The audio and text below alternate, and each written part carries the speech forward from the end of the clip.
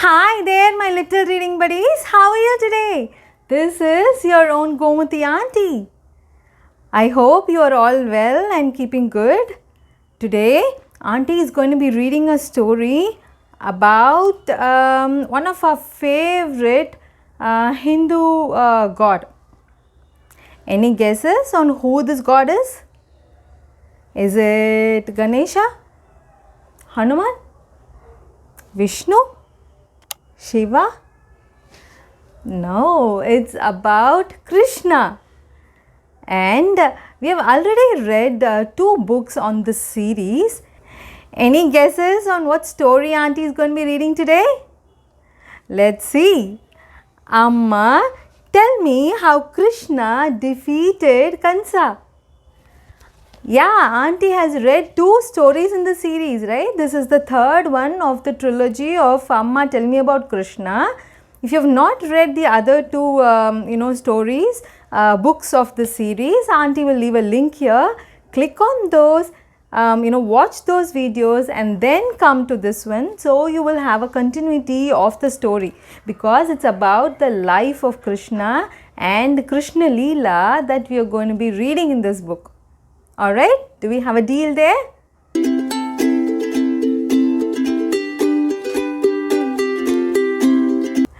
Alright, for those of you who have completed reading the other 2 books or listening to auntie, read those 2 books, let's jump on to the 3rd one.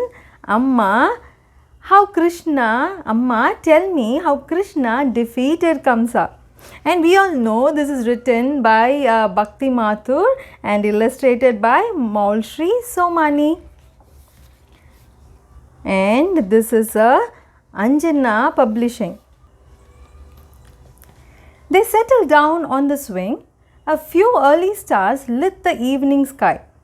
Klaka and Kiki's eyes were on Amma. Ready, boys? She asked, putting down her chai. She smiled and said, since both of you are always ready for a new story, let me tell you some more tales about young Krishna's rise to glory. Krishna was now a handsome young lad with curly hair and a mischievous smile. His eyes were as beautiful as lotus petals. He wore a peacock feather in his hair for style. He loved singing and dancing with his friends, but playing his flute is what he liked doing best. Mesmerizing the gopis with enchanting tunes, they would dance with joy for hours without rest.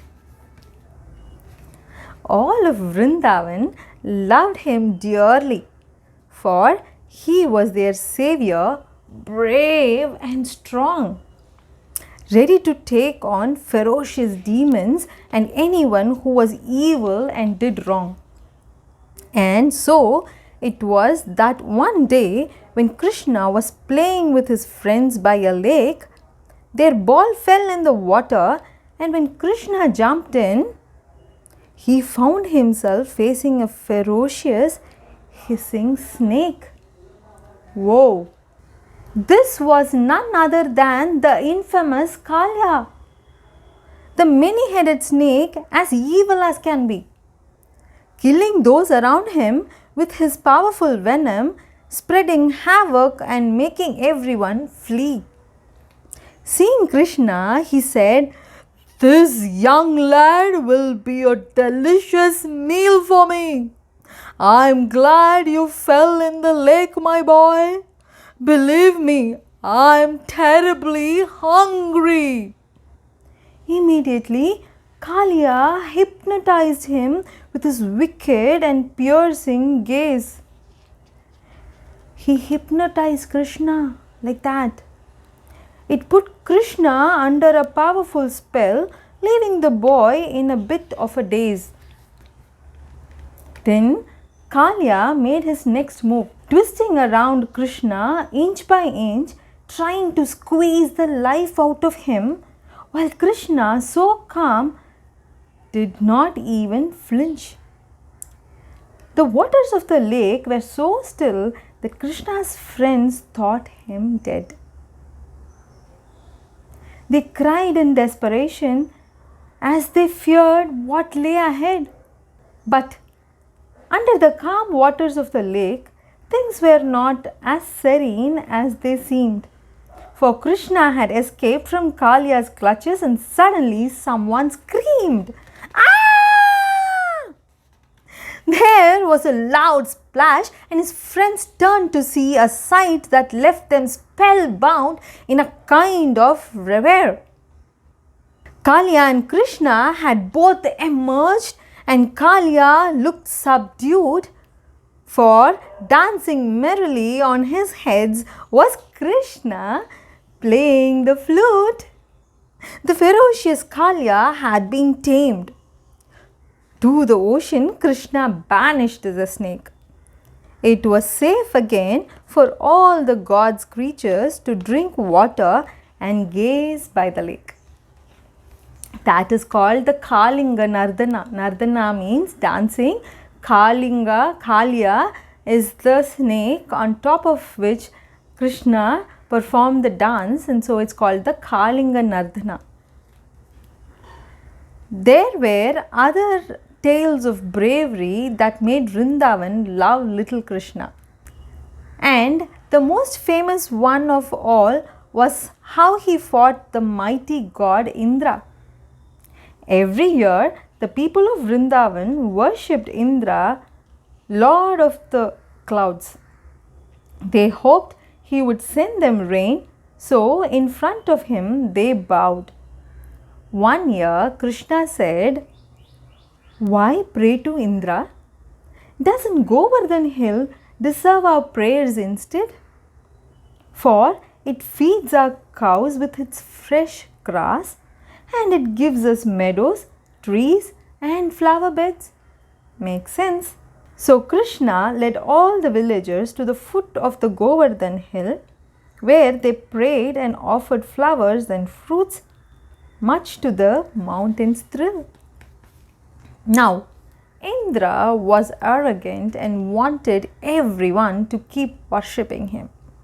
On seeing Vrindavan praying to Govardhan, he lost his temper and became very grim. He decided to punish the villagers and sent rain and thunder their way. Vrindavan was struck with a raging storm. The villagers panicked, filled with dismay. The village was totally flooded and nobody knew what to do. Their homes and cattle were drowning. How would they see the storm though? Desperate, they ran to Krishna for help. He said, "Don't worry, just follow me. Govardhan hill will give us shelter. Trust, have faith, and you will see." Trudging, they reached Govardhan hill and a magical sight did unfold. Krishna picked up the hill on his little finger. It was such a miracle to behold. For 7 days and 7 nights, on Krishna's finger stood Govardhan. Just like a giant umbrella, it shaded the villagers and animals of Vrindavan. He took the Govardhan Giri. Giri is a hill, a mountain, right? So Govardhan hill he took at the tip of his little finger. So that's how mighty Krishna's powers were. Indra's plans did not work. The villagers were safe and shielded. How is it that my storm failed? He thought. Why haven't the people of Vrindavan yielded? Indra arrived on his elephant. Elephant was his vehicle, and was shocked to see a little boy holding Govardhan on his fingertip as though he were lifting a toy. Realizing Krishna was no ordinary lad, Indra said, So foolish were my decrees. In my arrogance, I made a big mistake. Oh Krishna, do forgive me, please. Meanwhile, in Mathura, Kansa grew more afraid as he came to hear of Krishna's heroic tales. He hatched another plan to kill him, hoping that this time he would not fail. His messenger arrived in Vrindavan, a royal invitation for Krishna in hand. His Highness invites Krishna to Mathura to honor the bravest boy in his land. Yashoda was suspicious of Kansa's intent. She was afraid he meant Krishna harm. She insisted that he go to Mathura accompanied by his foster brother Balaram. Her fears were right, for at the city gates a huge elephant blocked the brothers' path. He was Kulavapidiya, Kansa's pet elephant, sent by Kansa to slay Krishna in a bloodbath. Krishna was not afraid and caught the elephant's tusk with all his might. They both remained locked together in a long and fearsome fight. Finally, the elephant grew tired. He was bent and out of breath. He buckled and fell with a thud to the ground, meeting his death. When Kansa heard the news that his dear elephant was dead, he called his wrestlers, Charuna and Mushtika, and said, "Go bring me Krishna's head." The wrestlers attacked Krishna and Balaram. Soon they were having a fierce fight, head to head and palm to palm, striking each other left and right. But the brothers were good fighters, for they were nimble and quick, butting with their lowered heads and using their knees to kick. Krishna lifted Charuna up and whirled him round and round. Then, as Kansa watched with dread, Krishna flung him to the ground. Meanwhile, Balarama wrestled Mushtika, pounding him with blow after blow. Soon, Mushtika could fight no more. It was the end of his show. Krishna looked to Kansa and said, "Is this how you treat your guests? Enough harm you have caused this land. It is time to put your evil to rest." Krishna ran up to the throne and pulled Kansa by his hair. He dragged him into the arena, causing Kansa to gasp for air. Krishna straddled Kansa's back and hit him again and again until Kansa, bloodied and bruised, took his last breath and finally slain. All of Mathura erupted with joy, for they had endured years of pain. They were now free of the tyrant. The curtain had come down on Kansa's reign. Krishna freed his parents Vasudeva and Devaki and his grandfather old Ugrasena too. After years of hardships suffered in prison, they rejoiced to see Krishna come to their rescue. They showered their blessings on Krishna even as they shed many tears of joy. Ugrasena then said to his grandson, "You must now lead Mathura, my boy." Krishna said, "I am too young and must learn to run a kingdom. My time will come later, grandfather. Now this is your moment of freedom." So Krishna crowned Ugrasena as the true and rightful king, and after years of sorrow had all the Mathura celebrating. So that, my dear Klaka and Kiki, is how Kansa's end came to be. Krishna finally prevailed over him and fulfilled the divine prophecy. And that is the end of this book and the trilogy of Krishna, Amma Tell Me About Krishna.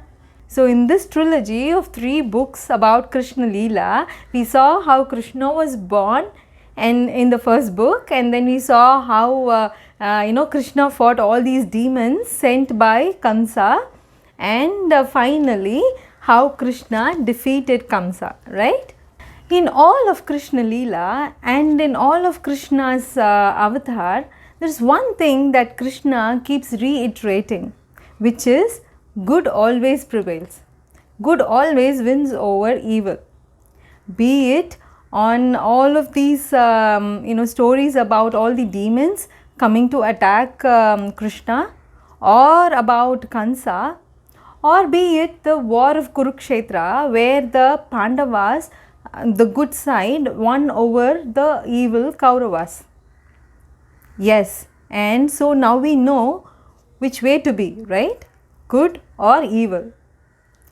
Well, I hope you enjoy this episode and I hope you enjoy Little Story Station.